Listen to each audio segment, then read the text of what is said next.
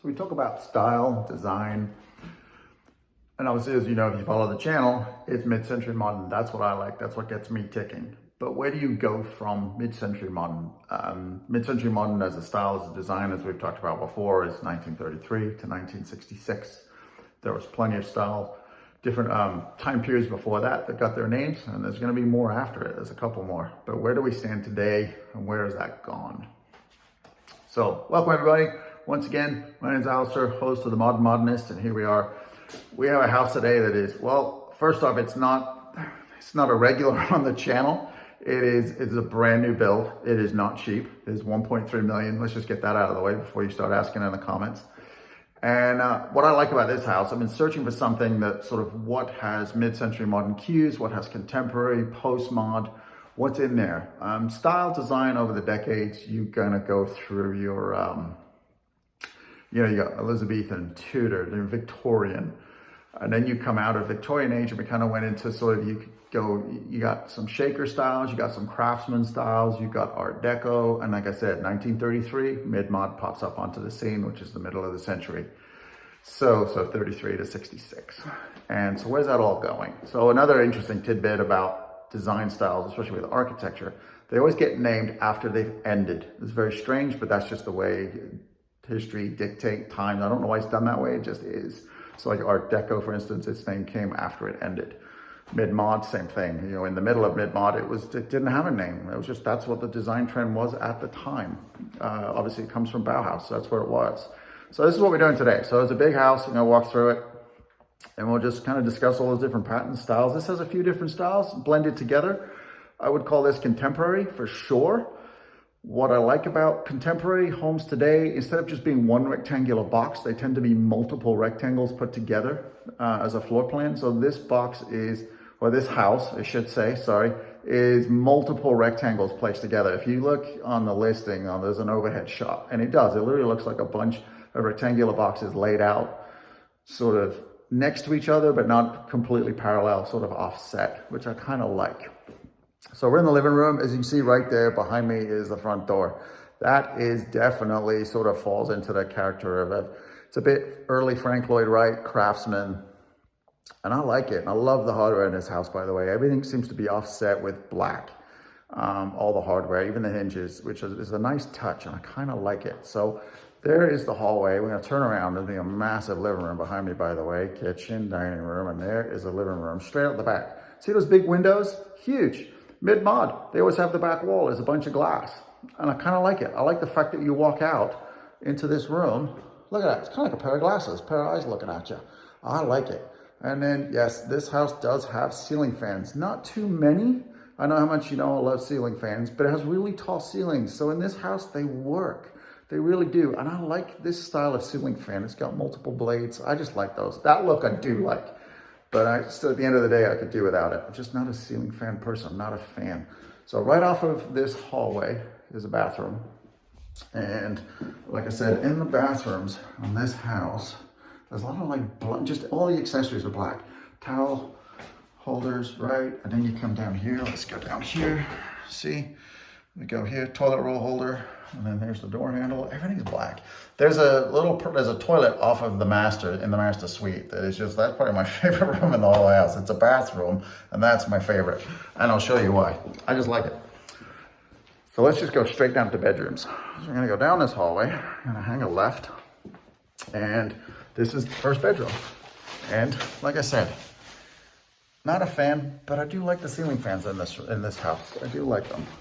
Closet. Nothing standard, it's just a standard room. Windows in this bedroom. Look at that, there's three, right next door to each other. Lots of glass, I like that. Kind of a nod to mid-mod. Let's just go straight into this. This is the side. So these bedroom one and the other bedroom next to this, they share this bathroom, which is a full size tub, toilet, sink, nothing special. Same thing again, another bedroom, just mirrors the one next door. This only has 2 windows instead of 3. Which I kind of like. It's okay.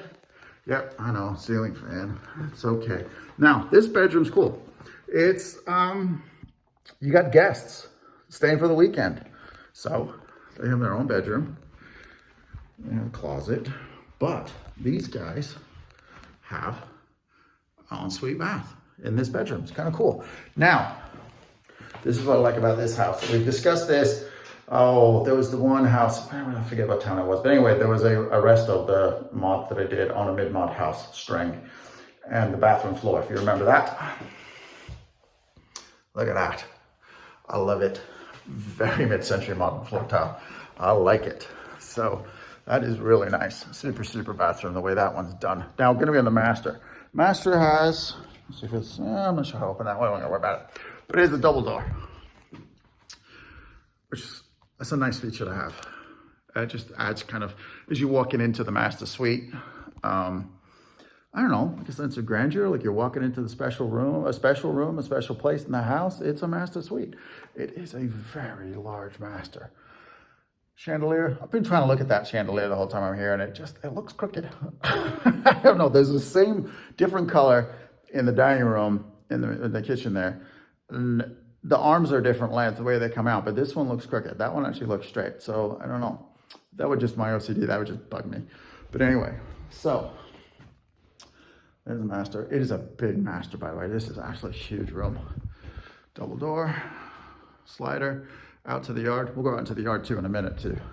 So here we go. This is the master bath. Double closets, which I do like.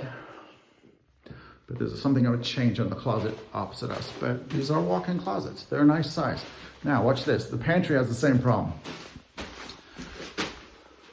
There's a window up there.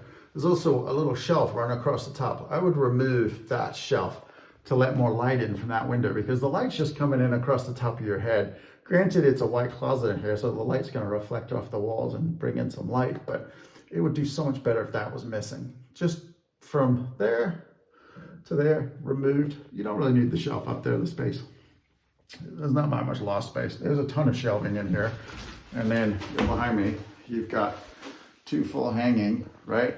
So gowns, dresses, overcoats. And then behind me, you've got 1, 2, 3, 4.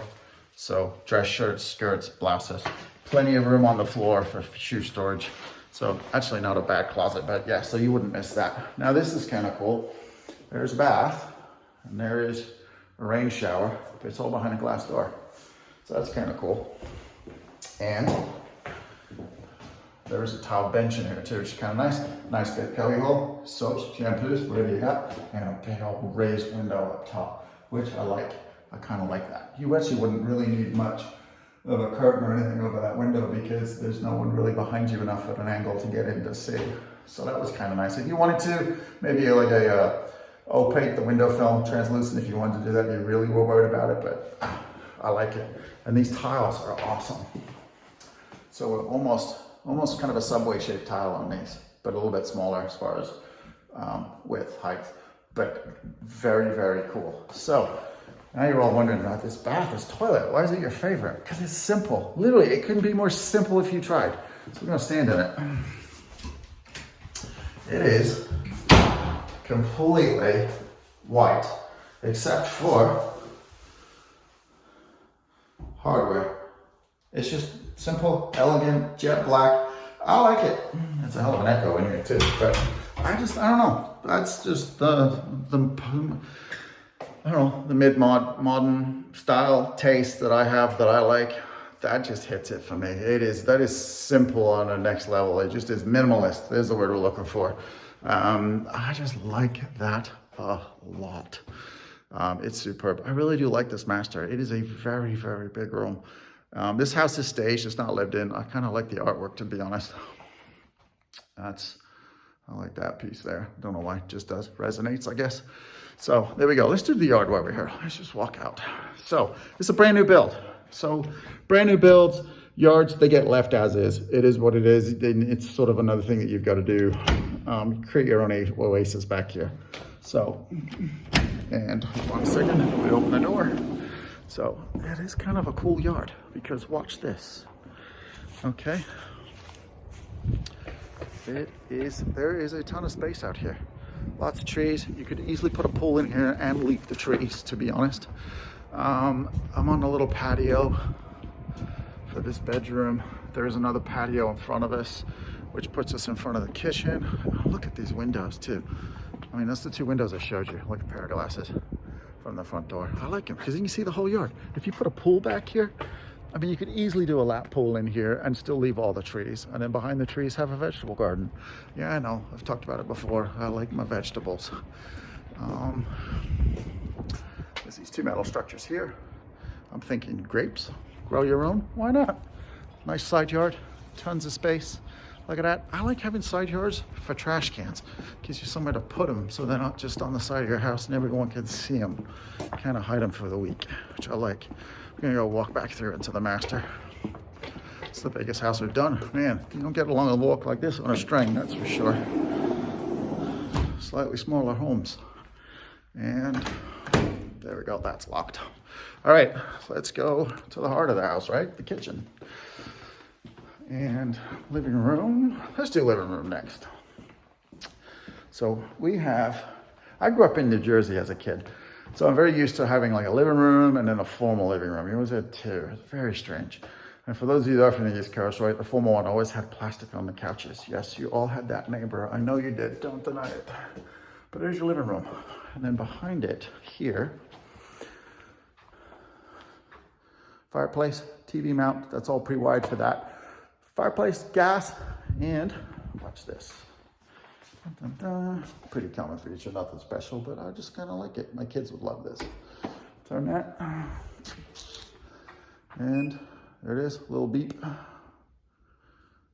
Pilot was on, but it'll light. We'll come back to it. There'll be a flame there, I promise you. I just gotta remember to turn it off. But anyway. And then you come out here, living room. Off of the living room, right here, there's a closet. So I'm assuming shelves for shoes, but there's plenty of hooks in here, plenty of rods. So there's three rods. 1, 2, 3. There's another one behind me. Boom. There we go. Plenty of place. You know what I'm gonna do? Well, look at that. Fire's lit, but we're gonna turn it off anyway because we don't want to forget. See, there she is. Nice. Adds a touch. I don't know how much heat these things give off. I much prefer logs burning on a fire, but it looks nice. And then these windows. I could walk in front of these all day. Look at that. It's well worth the price of entry just for the windows, if you ask me. Massive, massive area between the kitchen counter, the center island, and the back of the living room couch. Like I'm standing at the back of the living room couch, right? Look at that. That is massive. So it just has a little 6-topper table in here for the sole purpose of staging. I mean, you could get a 10-person table in there, no problem at all, which would be awesome for hosting parties. But there's a little twist to that when I pulled up to park here, and I'll explain in a minute. It's the one thing about this house I do not like. I assume you could change it, but it's the one thing I don't like. But anyway, it is what it is. So, kitchens. This is kind of neat. So there is here a very small utility sink. So you would use this as your wet bar, right? Perfect. Next thing, we'll just do laundry room off kitchen. I'm probably getting distracted there because it's such a big house. So there's a sink here, full-on farm sink, cabinets, counter. Behind me, washer dryer. So for those of you with kids, I have 2 by the way, they make a mess. The clothes are a mess. I would actually use this sink. That's gonna soak every stain in the world. And then you just, boom, sling it across the room to your laundry. You're not like, do it in the kitchen, put it in a tub, traipse it to the back so you're not traipsing water through your house. I like that utility. I've noted if it was thought that way, or it could be, you do host parties. Maybe you hire a private chef and that's a little room where they can do a lot of the food prep before coming out here to cook. So now we're on to cooking. Let's discuss that, shall we? All right, so we have a massive island with a waterfall edge on both sides. There is, that's actually cabinets for days, soft close. These drawers, remember we talked about ladles in the last video? Yeah, you're leaving your ladles on the counter in this house, so I apologize. I know some Margaret in the comments may think about that, but yes, she hates ladles too, because these are awfully shallow drawers, and they just, they'd be jammed up, but it is what it is. And like I said, waterfall edge on the other side. We have got another, see, farm-sized sink, which I love these sinks. I think they're very, very cool. Now, what I like from a design point of view on this kitchen, as far as aesthetics, the way it looks, is this. You ready? So you've got white cabinets. You've got bare wood, these kind of shelves, all right? And then you come down here, and the bottom cabinets are done in wood. I like the contrast. I really do. The floors, we've discussed floors before. We've done, the last home we did, Randy Parks. Randy Parks is known for his floors. This doesn't have an uneven plank. It's actually kind of a fat, wide plank, but it's a wood plank, and it goes all the way through. And then the direction of the plank, so we're gonna stand where the fridge would be in actual fact. Look at the size. This is a long room to begin with, I'm not gonna lie. But when you put this plank and you put it extended all the way down that hallway, oh my gosh, the illusion that it gives is huge. So that's very, very cool. I do like that. And like I said, storage in this house, it's just everywhere. There's no short, you're never gonna run out of food because you got plenty of place to put it. Now, remember we saw the master closet? Light, same issue in the pantry. Okay, there's a window up there. This, you could just, those 24 inches, 36 inches of shelf, I would just remove that. Less more light in. It's a pantry, you wanna see what you're doing. It's all white anyway, it reflects the light, but it would just let more light in this little space. So that's my only major gripe. And so as we come down. So like I said, these floors, absolutely superb. Now, I just like that's a nice nod to Randy Parks. I mean, you can tell as you go through different design styles in mid-century modern and look at contemporary homes today, where the stuff came from. And in some cases, you're probably gonna find architects that didn't know that's why they did what they did it. You know, I mean, in the fashion industry as a photographer for 10 years in my past, there was always a phrase, you know, there's no such thing as an original idea. And it's somewhat partially true. And so you just find different tastes with contemporary. You can see where contemporary has come from. And it is mid-century modern and it is post-modern, those two design styles. And in this house, it blends it really, really well for what is a contemporary design. I am kind of curious, let's say another 20 years forward, what will we look at this period after post-mod? Like, what is contemporary? This house is not cheap. Is there, you know, starter homes, sort of small 2-bedroom, 3-bedroom homes done in a contemporary style? Yes, they're out there. There are communities that do make those. I've seen them online and some stuff. Not here. I know Palm Springs has some smaller communities like that. Texas, believe it or not, of all places. And then you kind of see the tiny home movement, and you see all these features you see in this house, you see in those tiny homes. So one last place to go, garages. We've discussed garages before, as always. I guess as the videos expand, right? You kind of repeat topics. But I like this garage. Let's turn some lights on. Here we go. So, this is a 3-car garage. There is some contractor stuff left over, so ignore it. But it's finished, white walls. I would epoxy the floors, they're bare concrete right now. And another, this seems to be spreading and I love it, is these garage doors with one panel that's inserted windows. It has it on both sides, the single garage door, and there's a double, but the single, same thing. I like that a lot. It's a nice touch. So I'm gonna go back out. And like I said, the hardware, look at this. White door, I love all the black hardware throughout the whole house. Now this house, now you talk about Alister, this is a lot of money. Yes, it is. It's not cheap, $1.3 million. Yeah, you gotta finish the yard. I understand that. It's worth every penny. This house feels what $1.3 million should feel like. I've been in some houses, you walk in, they're $1 million and you're like, really? Seriously? This house, oh my Lord, it does, it has it. It has that sort of, I don't know, that magic touch. You close the door, they don't vibrate, they close. So yes. And then wall finishes in this house, you ready? I'm seeing this more and more. So you get, this camera's not gonna pick it up, I know it's not, but it's you know, it's a sheetrock wall. But there's like how's the best way to put it? The finish on it is sort of a rough finish. There's like little divots. I don't know if you can see. Let's see that one. There we go. There's these little divots. And the best way to explain that is it looks like it was put there with purpose and well done. It doesn't look unfinished. It doesn't look like, oh man, was the guy on his lunch break and he had to get home, right? No, it's beautifully done. I like the look. I don't know where it's come from as far as, you know, from an architect, but you see homes of this cost, this money, contemporary, you do see them more and more, and I like it. It's a nice touch. The fireplace is done the same way, so it stands out. There's that ceiling fan again. I don't know. I know some people think I should be okay with ceiling fans, but I'm not. This house does have, which I like, nice touch, speakers. So I'm not going to turn them on. I'm not sure how to turn them on, but it is pretty wide for sound speakers. That's nice. You have TV surround sound.